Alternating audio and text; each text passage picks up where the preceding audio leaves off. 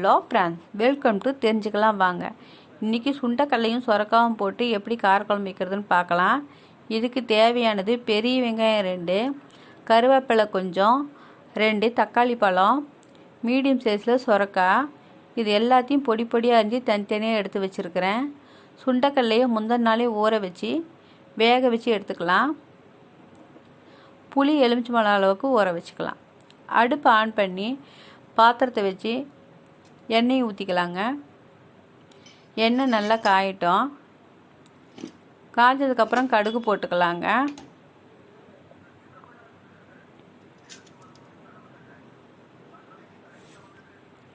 கடுகு வெடிச்சதும் கருவேப்பிலையும் வெங்காயத்தையும் ஒட்டுக்கா கொட்டிக்கலாம். கொட்டி நல்லா வதக்கலாம்.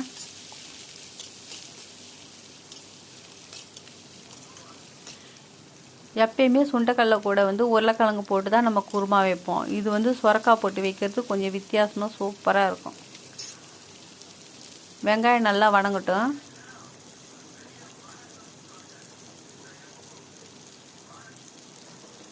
இப்போ தக்காளி போட்டுக்கலாங்க.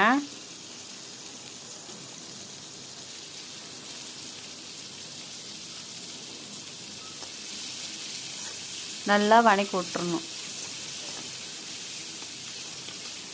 இந்த குழம்பு கூட அப்பளத்தை பொரிச்சு வச்சுக்கிட்டு சாப்பிட்டா சூப்பராக இருக்கும்.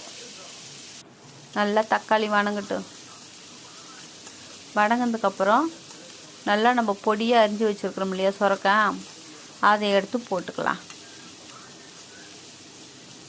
போட்டு நல்லா வதக்கி விட்ருங்க.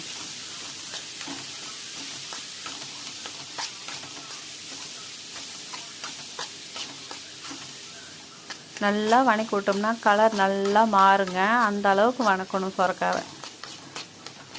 நம்ம எண்ணெய்லாம் நிறையா ஊற்றலை பாருங்கள், 1 டீஸ்பூன் தான் ஊற்றிருக்கிறேன் ஆயில்.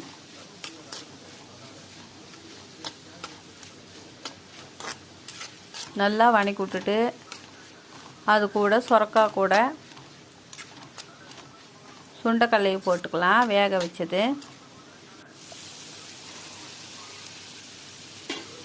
நல்லா வதக்கி விடுங்க. நாலா பக்கமும் நல்லா வதக்கி விட்டு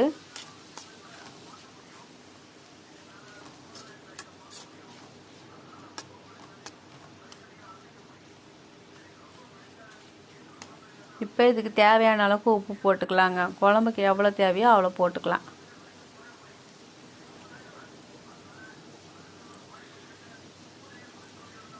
இது வீட்டு மிளகாத்தூளுங்க.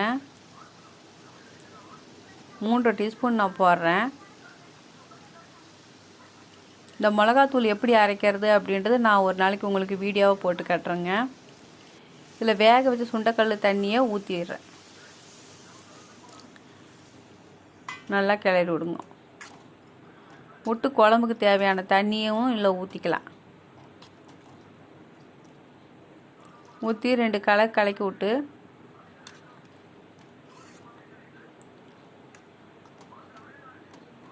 ஒரு தட்டத்தை போட்டு மூடி வச்சுருங்க.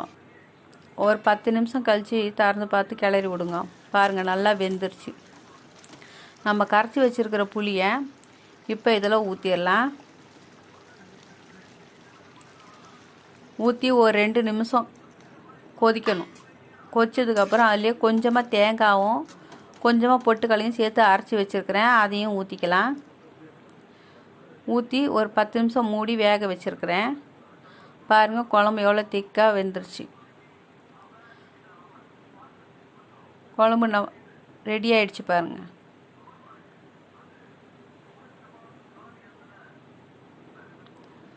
சுண்டைக்கல்ல சொரக்காய் குழம்பு ரெடிங்க. இதை வீட்டில் செஞ்சு பாருங்கள். உங்களுக்கு பிடிச்சிருந்தா மறக்காமல் லைக் பண்ணுங்கள், ஷேர் பண்ணுங்கள், சப்ஸ்கிரைப் பண்ணுங்கள் ஃப்ரெண்ட்ஸ். தேங்க்யூ.